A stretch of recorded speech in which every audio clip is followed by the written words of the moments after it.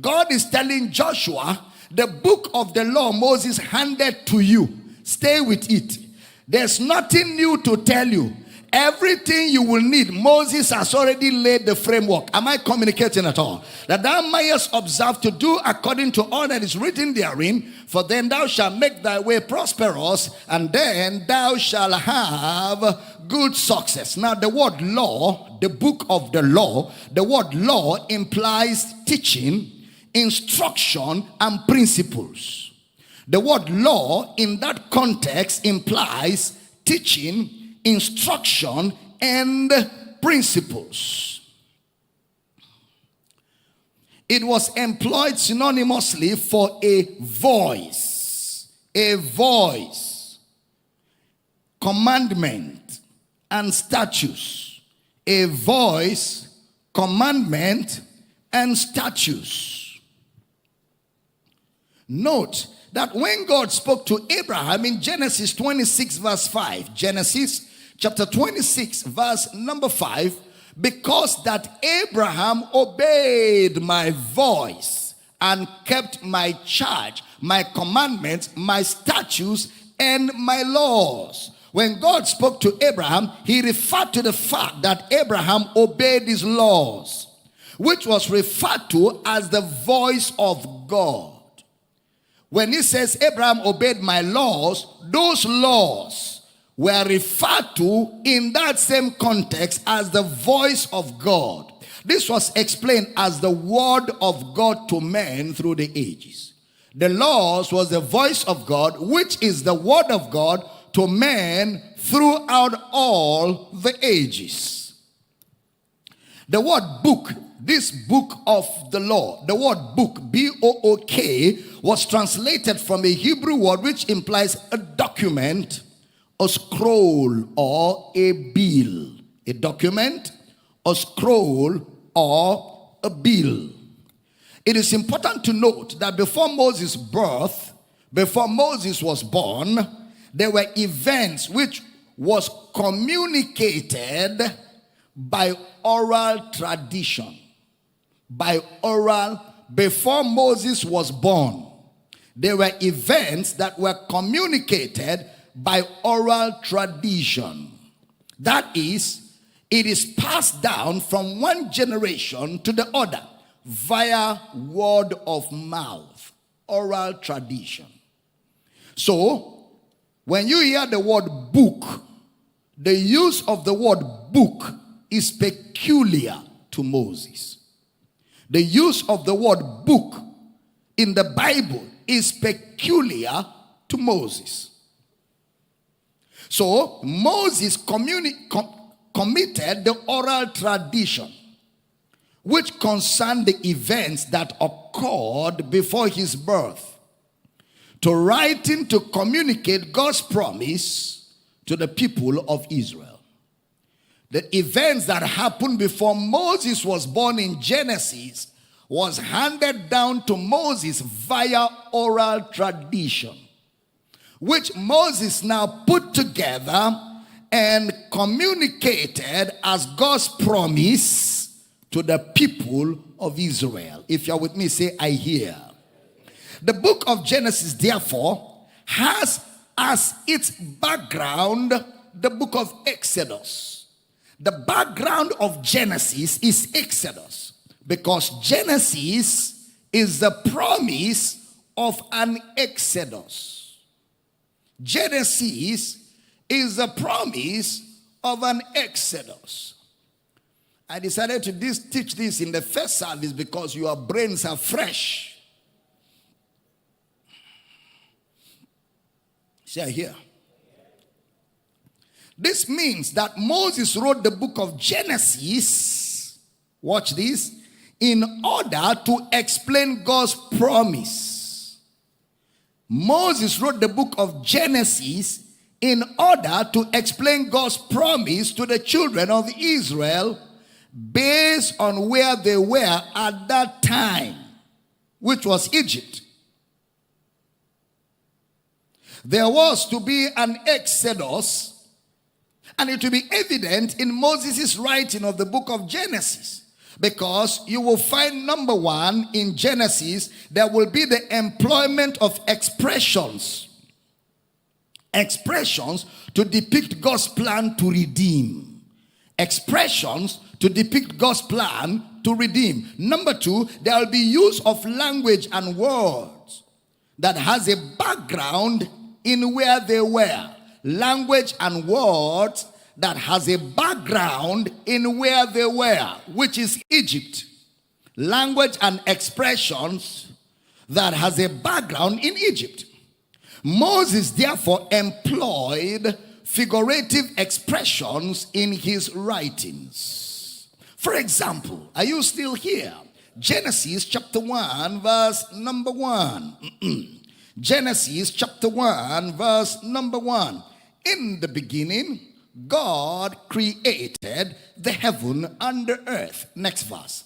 And the earth was without form and void, and darkness, underline form, void, and darkness, was upon the face of the deep. And the Spirit of God moved upon the face of the waters, underline waters, upon the face of the waters. Next verse. And God said, let there be light, and there was light. The word in the beginning is the word bereshit in the Hebrew. B-E-R-E-S-H-Y-T-H.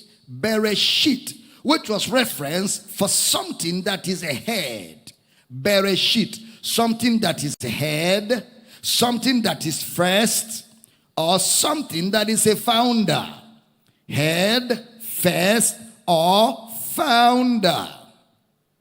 Bereshit. You will see it referenced for further usage of that word in Genesis 49:3. Genesis chapter 49 verse number 3. Exodus chapter 23 verse 19. And Psalms 78:51. I go over it again. Genesis 49:3. Exodus 23:19. Psalm 78:51. The use of the word bereshit, which is head, first, or founder.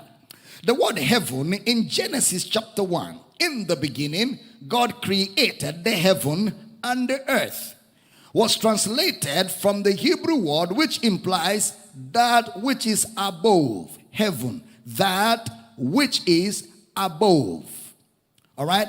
Then the word earth. In the beginning, God created the heaven, that which is above, and the earth. The word earth was translated from the Hebrew word which refers to what is on the land. Above and on the land. Heaven and earth. Then there is another phrase, without form and void.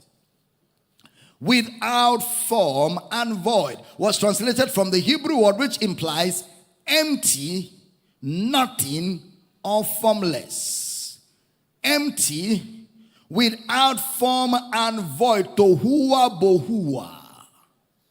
Tohua bohua. Empty, nothing, or formless. Moses further described the earth which was without form and void as darkness. Form and void. The earth was without form and void.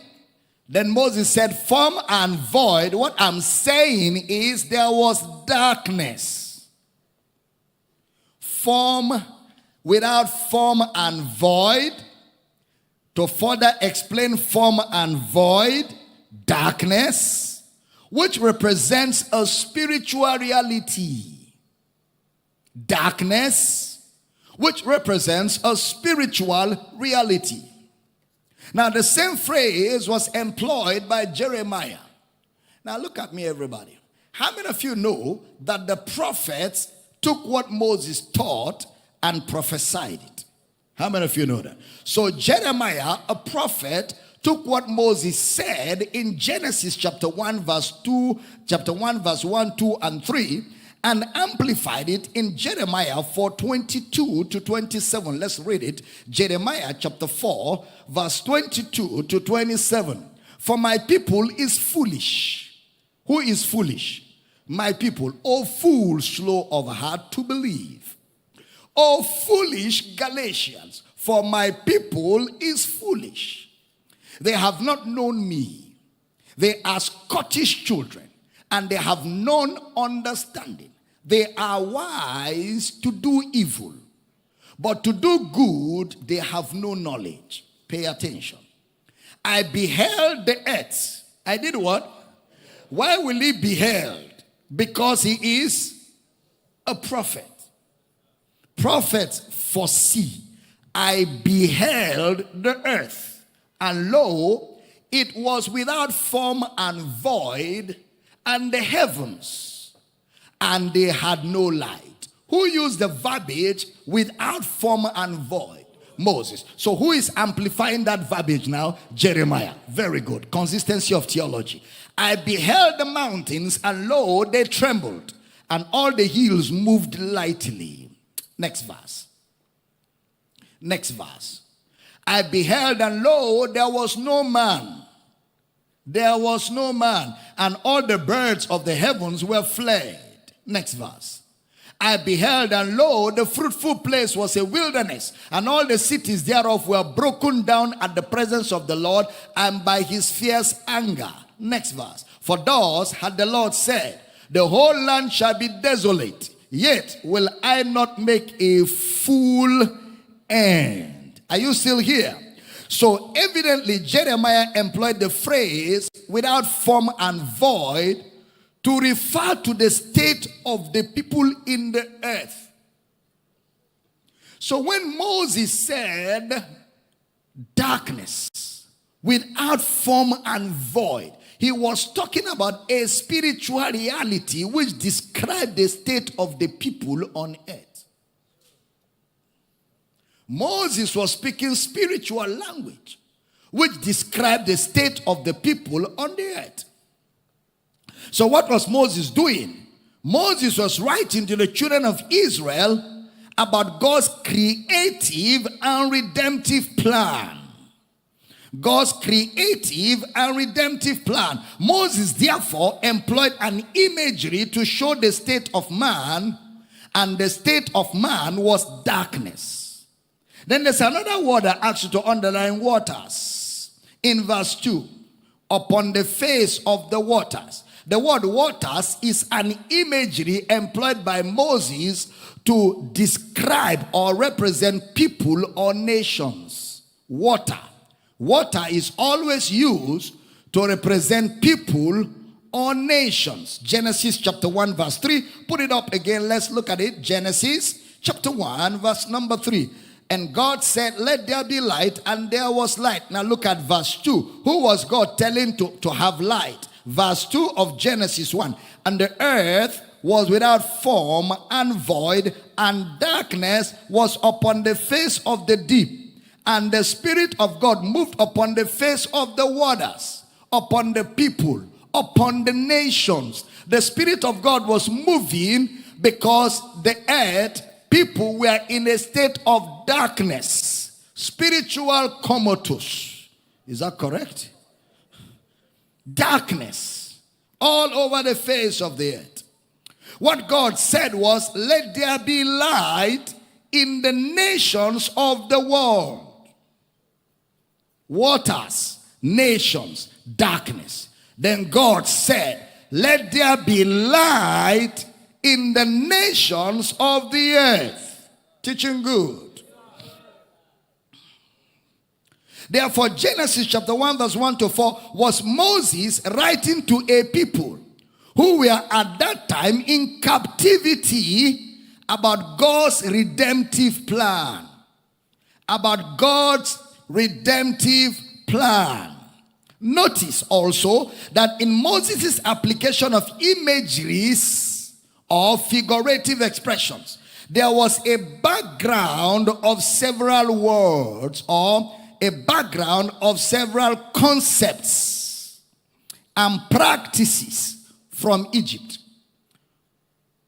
There was a background of several concepts, words, and practices from Egypt where they were at that time.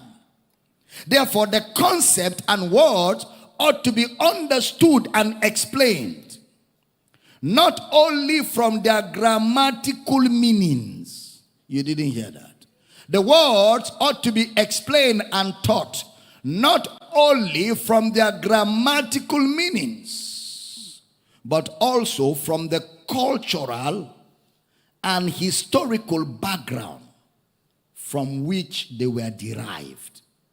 So that's why sometimes you will see a word, but it is not English, because it's not just the grammar. We are looking at that word from the historical and the cultural background. When you combine the three, it changes that word from what English will be communicating to what was being communicated within their culture and their immediate environment. Are we together? If we're together, say I hear you. All right. We have established that when God promised Abraham a land, that land was a communication of a spiritual reality in a parable. That's why they kept looking for the land and never saw the land. Huh? When they got to Canaan, they were still looking for the land. Because Canaan was not the land. Because if Joshua, who took them to Canaan, had given them rest, he wouldn't have spoken of another day. So they got into Canaan, but they were still looking for the land. Joshua was still speaking of another day of rest, because there was no rest in Canaan. They had to till the ground. They had to plant. That's not rest. So the land they were looking for, because the land was not a physical land. Land was used as a figure to communicate spiritual realities. And Abraham also looked for that land. But Abraham had more understanding, because Abraham didn't look for a physical land. He looked for a land whose builder and maker was God. And that cannot be physical, because God will not buy cement from Dangote. No, God will not buy cement from Dangote to build what he wants to build. Whatever God will build will be eternal. And you can't use physical block to build an eternal house. I'm teaching good this morning. So they were looking for the land because there was no land anywhere. The land was a parable communicating a spiritual reality.